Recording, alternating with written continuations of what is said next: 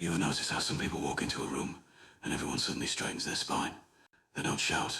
They don't beg for attention. They don't need to prove a damn thing. Yet every word they speak carries weight. Every silence they hold makes others uncomfortable. That's not luck. That's not charm. That's calculated respect. And it operates on principles most people will never understand. See, respect isn't given freely in this world. It's earned through psychological warfare. So subtle, most don't even know they're playing the game. The average person thinks respect comes from being nice, from pleasing everyone, from never stepping on toes. And that's precisely why they spend their entire lives being overlooked, interrupted, and dismissed. But there's another way. A method built on understanding human nature at its core, the primal instincts that govern how we respond to power, confidence, and control. This isn't about manipulation. This is about positioning yourself so precisely that people have no choice but to respect you. Not out of fear, but out of recognition that you operate on a different level. Today I'm going to show you exactly how that works. Let me tell you something about respect that nobody wants to admit. It's not about being the loudest voice in the room, or the person who talks the most. In fact, most people who command genuine respect understand that silence is their greatest weapon. You see, when everyone else is scrambling to fill the void with meaningless chatter, the person who can sit comfortably in silence becomes the most powerful presence in that space. Why? Because humans are hardwired to fear the unknown, and silence creates uncertainty. When you speak less, people lean in more. They wonder what you're thinking. They assign value to your words before you even say them. That's not an accident. That's psychology working in your favor. But here's where most people get it wrong. They confuse silence with weakness. They think staying quiet means you have nothing to say, nothing to contribute. Dead wrong. Strategic silence is about choosing your moments with precision. It's about understanding that every word you speak either adds to your value or diminishes it, and there's no middle ground. The people who talk constantly, who need to comment on everything, who can't let a single moment pass without inserting themselves into it, those people are practically begging to be ignored. Their words become noise, background static, but when you speak rarely and with purpose, people remember. They quote you. They replay your words in their minds, trying to decode what you really meant. Now, let's talk about eye contact, because this is where most people reveal their entire hand without realizing it. Your eyes tell the truth, even when your mouth is lying. When you break eye contact first during a conversation, you've just signaled submission. It's subconscious, it's primal, and it's absolute. The person who maintains eye contact without aggression, without desperation, but with calm certainty, that person owns the interaction. But here's the critical part. It can't be a stare down. That's what insecure people do when they're trying too hard to prove dominance. Real power in eye contact comes from being completely comfortable holding someone's gaze while you listen, while you speak, while you think. No darting away, no looking at your phone, no checking who else is in the room. That undivided attention tells the other person that in this moment, nothing else exists. That level of presence is intoxicating and rare, which is exactly why it commands respect. You want to know what else separates respected individuals from everyone else? They understand the power of scarcity, not just in their words or their attention, but in their availability. See, most people are afraid of missing out. They say yes to everything, show up everywhere, make themselves constantly available, because they think that's how you build relationships. But what they're actually doing is teaching people that their time has no value. When you're always available, always eager, always ready to drop everything, you become taken for granted. It's human nature. We don't cherish what we can easily have. But when someone's time is limited, when getting a meeting with them requires effort, when they say no more than they say yes, suddenly their yes becomes valuable. This isn't about playing games or being difficult for the sake of it. This is about recognizing that your time is the only resource you can never get back, and treating it accordingly. When you guard your time like it's sacred, other people start treating it that way too. Let me explain something about emotional control that changed everything for me. Most people walk through life as slaves to their emotions. Something good happens, they're euphoric. Something bad happens, they're devastated. Someone criticizes them, they're defensive. Someone praises them, they're overly grateful. They're completely reactive, bouncing from one emotional state to another based on external circumstances. And you can see it all over their faces, hear it in their voices, watch it in their body language. These people will never command true respect because they've demonstrated that they're not in control of themselves. How can anyone trust your judgment or your decisions when you can't even control your own emotional state? The person who remains calm when everyone else is panicking, who stays measured when others are losing their minds, who can receive both praise and criticism with the same level of composure, that person becomes the anchor in the storm. People naturally gravitate towards stability, especially in chaotic times. When you can maintain your emotional center regardless of external circumstances, you become someone people respect and rely on. Here's something most self-help garbage won't tell you. Respect is built on competence, not likability. Too many people are obsessed with being liked. They want everyone to think they're nice, friendly, approachable. And there's nothing wrong with being those things, but if that's your primary strategy for gaining respect, you've already lost. Because nice people are everywhere. Competent people are rare.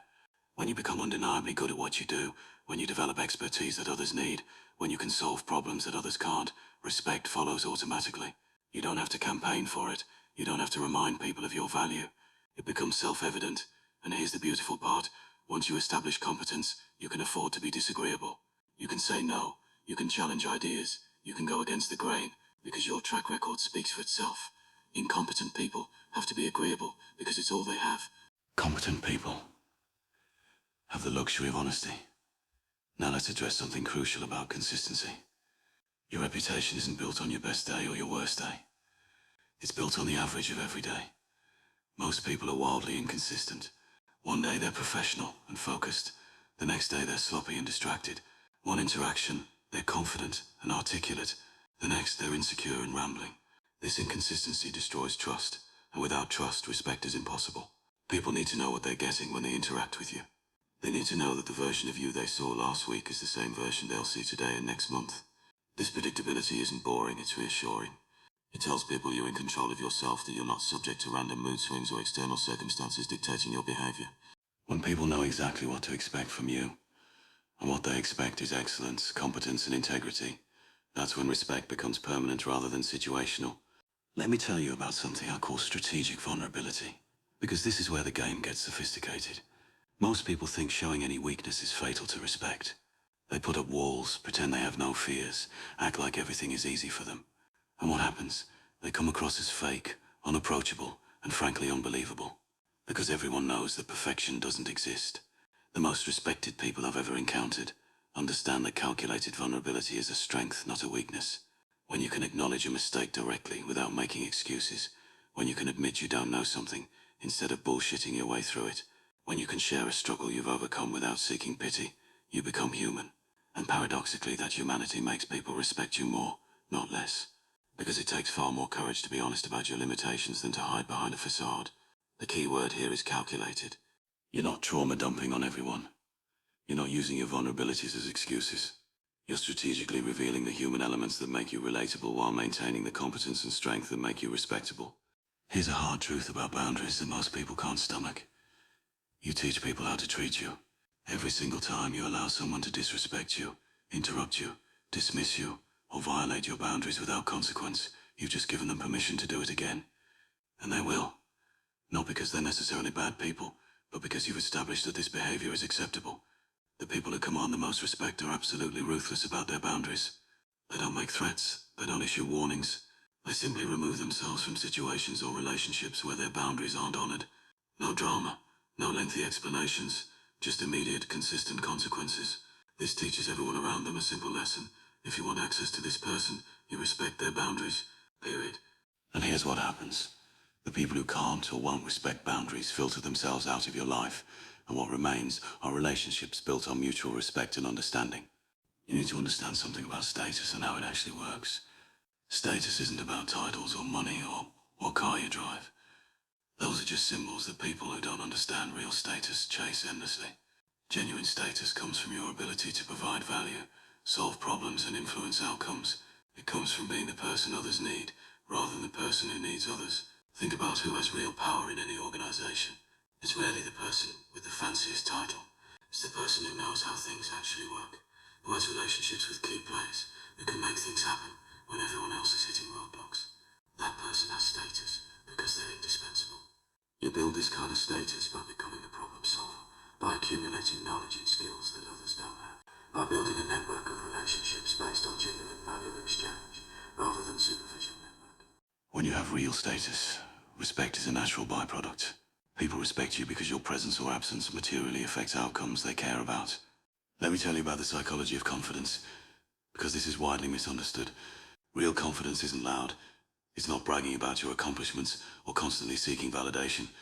Real confidence is quiet certainty. It's the ability to stand behind your decisions without needing everyone else to agree with them. It's being comfortable with who you are without apology, but also without advertisement. The loudest person in the room is usually compensating for the deepest insecurities. The person who's genuinely confident doesn't need to convince anyone of anything. Their results speak. Their actions speak. They speak when necessary, and their words carry weight because they're backed by substance rather than insecurity. When you develop this kind of inner confidence, it changes your entire energy. People sense it immediately. You stop seeking approval because you've learned to approve of yourself based on your own standards, not someone else's metrics. And that self-sufficiency is magnetic, because it's so rare in a world full of people desperately seeking external validation. Here's something about listening that nobody talks about. Most people don't actually listen. They wait for their turn to talk. They're mentally preparing their response while you're still speaking. They're looking for gaps in your sentences where they can jump in with their own stories, opinions, or advice. This kind of fake listening is so common that when someone actually listens to you, truly listens, absorbs what you're saying, asks follow-up questions that demonstrate they understood, remembers details from previous conversations, it's shocking and powerful, because being genuinely heard is one of the deepest human needs, and it's rarely satisfied. When you become someone who actually listens, you gain enormous influence. People start seeking your opinion, they value your input, they respect your perspective. Why? Because you've demonstrated that you're more interested in understanding than in being understood. You've shown that you value others' thoughts enough to actually absorb them rather than just waiting for your turn to perform. This kind of listening isn't passive. It's active, engaged, and strategic. It gives you information others miss. It builds relationships others can't. And it commands respect others don't receive. Final thing I'll tell you about respect. It's not a destination. It's a practice. You don't achieve respect and then coast. You earn it every single day, through consistent action, through maintaining your standards, through living according to your principles even when it's inconvenient. The moment you start compromising who you are to make others comfortable, you begin losing respect, both from others and from yourself. And that self-respect is the foundation everything else is built on. When you respect yourself enough to maintain your boundaries, pursue your goals, develop your competence, and refuse to settle for less than you deserve, other people's respect follows naturally. Not because you demanded it, not because you manipulated them, but because you've become someone genuinely worthy of respect through your actions, your consistency, and your unwavering commitment to being the highest version of yourself. That's the real secret. It's not a trick or a tactic. It's a way of being.